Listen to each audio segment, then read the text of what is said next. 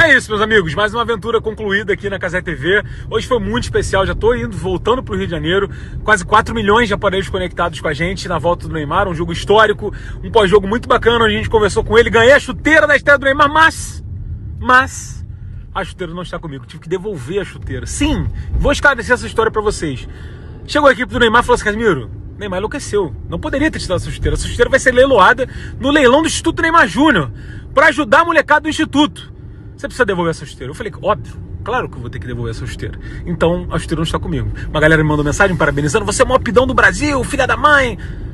Eu devolvi a chuteira. Então, ela não está comigo. Mas ela vai ajudar muito mais gente do que só esse gordo que vos fala. Então é isso, meus amigos. Estou mandando essa mensagem aqui para agradecer mesmo a galera. Hoje foi muito especial, como eu falei, quase 4 milhões de aparelhos conectados. Muito, muito obrigado. Um beijo no coração de todos e a nós. E valeu. E tchau. Me dá a tua chuteira, Neymar. Pelo amor de Deus. Qual?